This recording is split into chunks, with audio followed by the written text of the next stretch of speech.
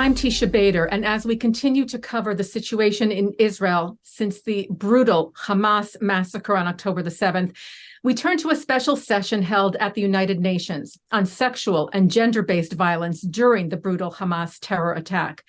The initiative for the session was led by Israel's ambassador to the UN, Gilad Erdan, and among the main sponsors was the National Council of Jewish Women.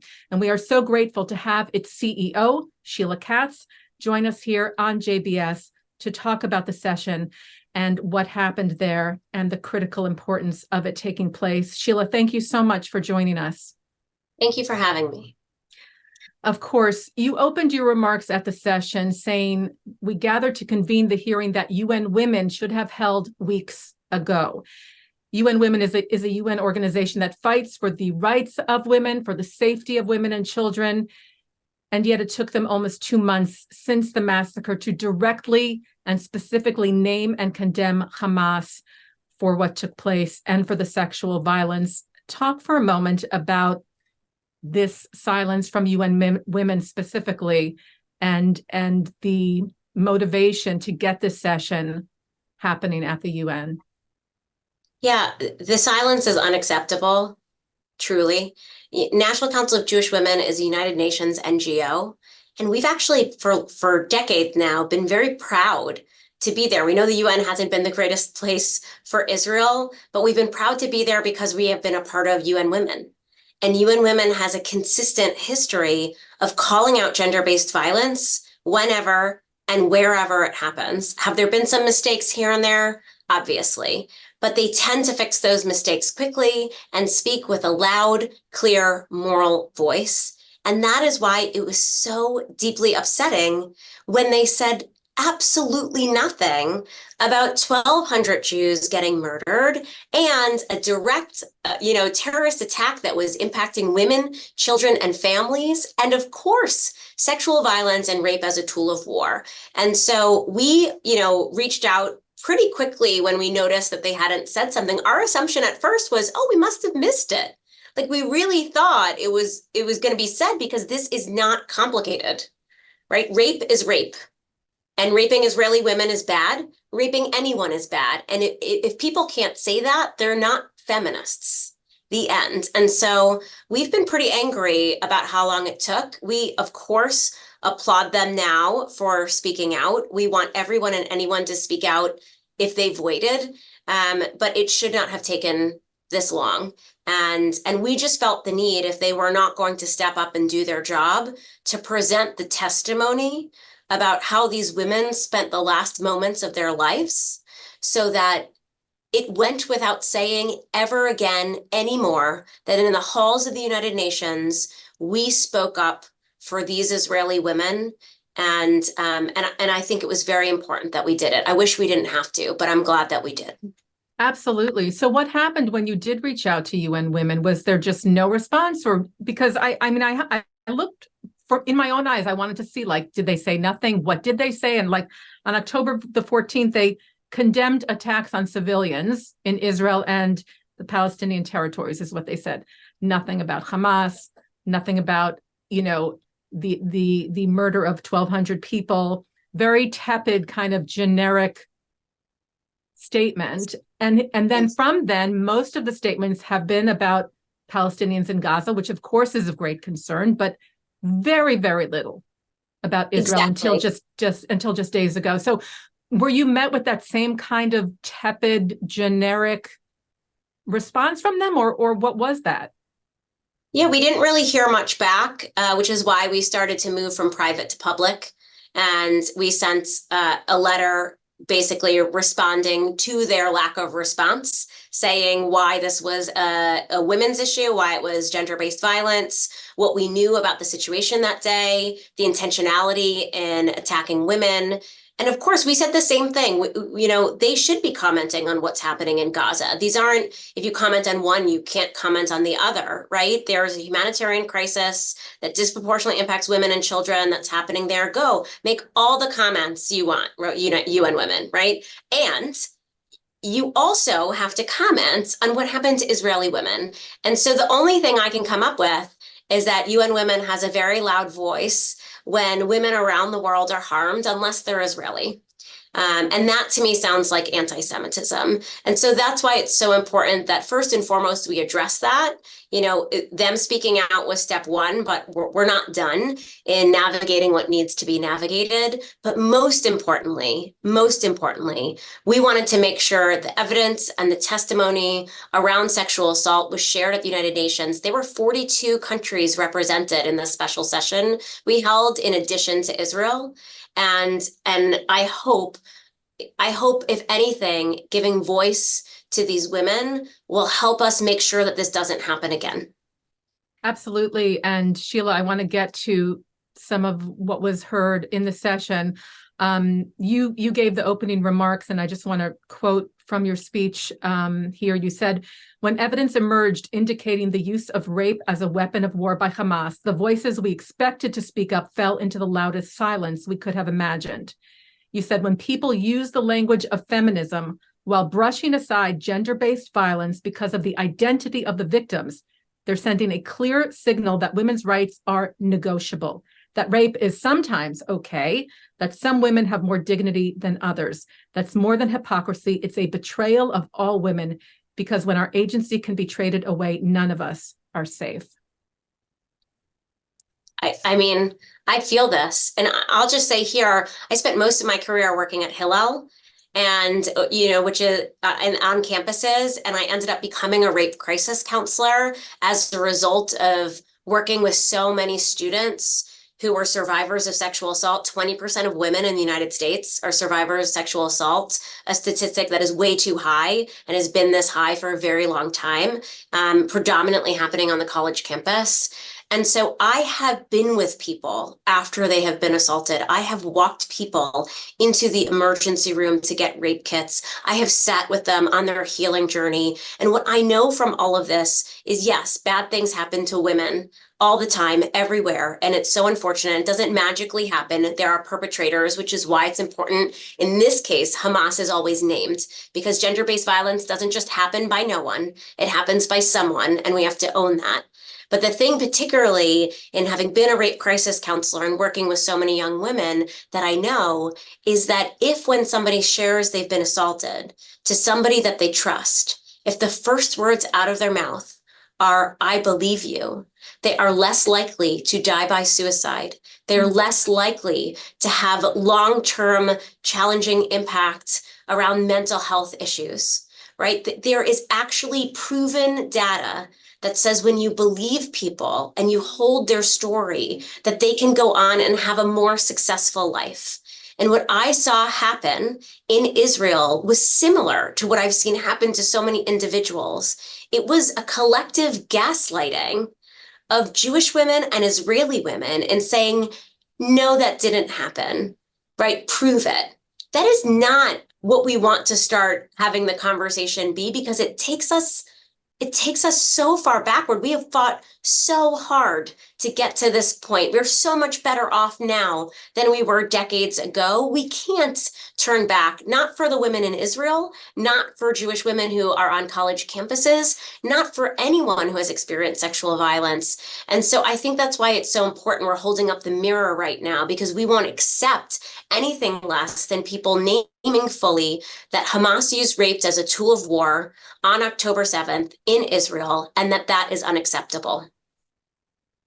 So critically important, as you said, and you had some amazing speakers at the session. You had Sheryl Sandberg, you had Hillary Clinton on video, you had Kirsten Gillibrand, among many others who raised their voices, as you said, and testimony from people in the IDF, from Israel police, people at the morgue for the IDF, who tragically had to witness these atrocities with their own eyes and shared information for those who were gathered at the UN session. And without going into any graphic detail, can you just talk a bit about what the atmosphere was like in the room, how people responded to some of those testimonies, which I know you warned people ahead of time that this is going to be hard, this is going to be awful, and you may have to leave the room. But just give us a sense of what that room felt like in those moments that are so painful and difficult. Yeah. I mean, it's still hard for me to process, and I'm a trauma counselor. This was intense. And I think that's what we got to bear witness in that day. Like the people who are sharing this testimony were, especially there was one person in particular who was visibly kind of struggling to get through sharing it out loud. And what he didn't say, like there was a moment he paused and just kind of couldn't get through the rest. And we waited and we're very respectful about that because this is difficult. This is hard. And it was absolutely brutal and grotesque what Hamas did on October 7th to so many people. And that moment where he had to stop himself, again, I talked about the UN women and that loud silence. There was a different kind of loud silence there because we were able to feel that pain that somebody who is a trained professional who goes through this, somebody who sometimes sees people who are dead, sometimes somebody who sees people in these awful moments, that this was something extraordinarily different that required us to call out over and over and over again. So I think what we learned clearly that day is that this was premeditated. Targeting women and raping them was a part of the plan of Hamas. Mutilating bodies was a part of the plan of Hamas. Shooting people in their genitals was a part of the plan of Hamas. And hurting people in the most challenging of ways, some of which are hard to say out loud, and making them suffer before they were killed, that was a part of the plan. And we can't allow for that to be ever normalized. And so it was, I was sitting in the front and I could see the whole room, which was powerful in itself. I could see a lot of people crying. I could see a lot of people crying because that's what it means to be human in this moment. And I think we're trying to respond to the worst of humanity with the best of humanity. We're trying to bring back dignity that was taken away from these women by Hamas and then taken away again by the rest of the world as they ignored them. And we just felt the need to be their voice. Thank you for being there, for doing this, because it is excruciating. I'm sure it was just so difficult to sit and hear and listen, but so important to bear witness, as you said. And Sheila, the thing I talk to my friends and family about is that this is an ongoing thing. There are 138 hostages still being held by Hamas in Gaza. And we are hearing from the hostages who have been released that there are continual acts against them. And it's clear that that would be going on. And minutes are going by, hours are going by, days are going by. And not just to the women, there have also been reports of sexual assault or harm happening to the men being held. So this is an ongoing nightmare. And I know that you yourself have or had people, perhaps some of whom have been released, that were being held. And I wonder if you can just share some of what you've been going through and that experience with us, which I know has been so heartbreaking. Yeah, I mean, my heart is with everyone who's been navigating this. Most Jews I know either know somebody who died on October 7th or know someone who knows someone, and they know someone who's a hostage, or they know someone who knows someone. It's a reminder that we're a small people, and more than half of us live in Israel. So this was an attack on all of us. One of my mentors, Vivian Silver, who I think got a lot of coverage. We had thought she was a hostage, the founder of Women Wage Peace. It ended up that she was killed on October 7th. They didn't know her body was there until weeks and weeks later, and they found enough DNA to identify her. And one of my best friend's families, her 5 family members, weren't heard from after October 7th. We thought they were all hostages. We learned that 2 of them, Carmela and Noya Dan, were killed. A grandmother and a granddaughter were killed together on October 7th. And we learned then that 3 were taken hostage, a 12-year-old boy, a 16-year-old girl, and their father. And Erez and Sahar, a 12-year-old and 16-year-old, were released recently, thank goodness. and are back with their mother, and Ofer is still a hostage. And I want to say this really clearly, especially from a women's organization. I understand and can appreciate that the world has a lot of empathy for children and for women, but National Council of Jewish Women isn't going to stop until every single hostage is out. And we actually need to be speaking up for male hostages to be released. No one deserves to not have that kind of bodily autonomy. Nobody deserves to be held in captive. And so there are still children and women being held. And it has been pointed out that the women who have not been released are ones that have shown the greatest signs of distress as before being held. And there might be a correlation to that. And we need to work to release everyone, including men. And so I think we've got a lot of work ahead of us for every hostage to be released. We have a lot of work ahead of us to make sure that people condemn rape as a tool of war, which I never thought we'd have to work to do, but we do. And we have a lot of work ahead of us to ensure that we're combating anti-Semitism and anti-Zionism as a result of this all over the world. So since the session, Sheila, have you seen or heard responses from women's groups that have not been vocal until now? Yes. And it's a nice sign of hope in a way. We actually invited a lot of feminist groups to come to October 7th, to come to the hearing on October 7th. And a lot who couldn't come watched the live stream.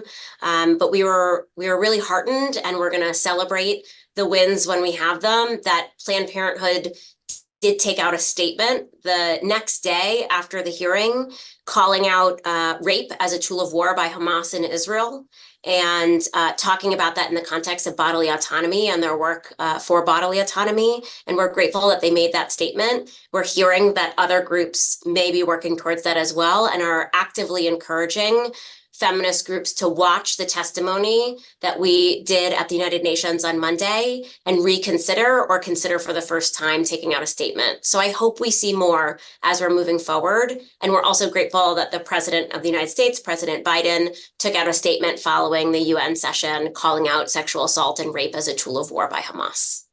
We just heard from some of the presidents of the top universities in the country at a congressional hearing, asked point blank, is calling for the genocide of the Jewish people in violation of your code of conduct. And the answer was something like, it depends on the context. They were like, yes, but. And as you mentioned before, you worked for Hillel for many years.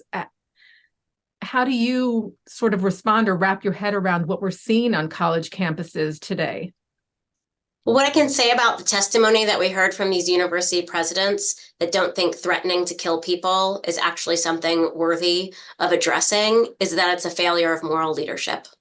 And so I question them in these roles. I question what they're doing running a university. If you can't keep students safe, you don't deserve to be in those positions. Sheila, before we let you go, just wanted to ask how you are doing. I know you were featured on a program from Sapir on JBS, and you were just talking about the emotional toll and the mental toll that this is taking. As you said, we all know someone. And if we don't know someone personally, we are connected as the Jewish people to each and every person in the state of Israel. And our hearts are with them at this time when we're not even allowed to grieve the incredible loss of October the 7th. There is ongoing grief and mourning and pain being experienced by our people. So yeah. just wanted your thoughts on. Thank you. And what I can say is we are all in trauma. We are all experiencing either firsthand or secondary trauma right now. And we have to name it because it actually can help us to understand that things in our bodies might be different and it might be difficult to sleep, and we might be feeling emotional in different ways, and that's all normal. We experienced an attack on Jewish people, an attack on Israel.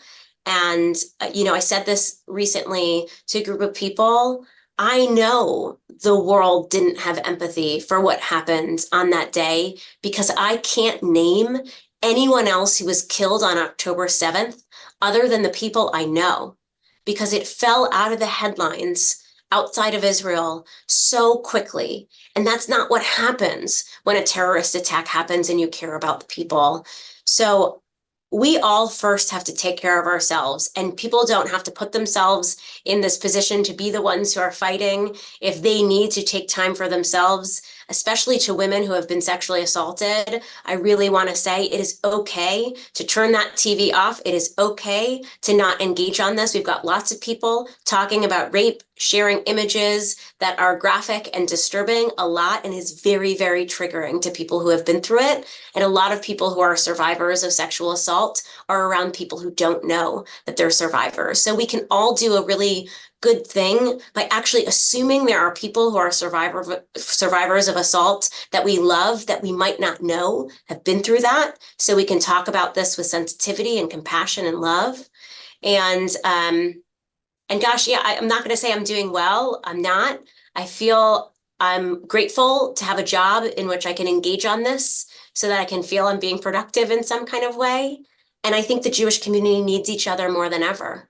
Going to the United Nations on Monday in a room that was packed, like we might have violated the fire code. I'm not sure. We got everyone in there that we could get in there. We had to turn away. We had hundreds of people who wanted to come that RSVP'd that we couldn't get in. We could have filled, many, many, many more rooms.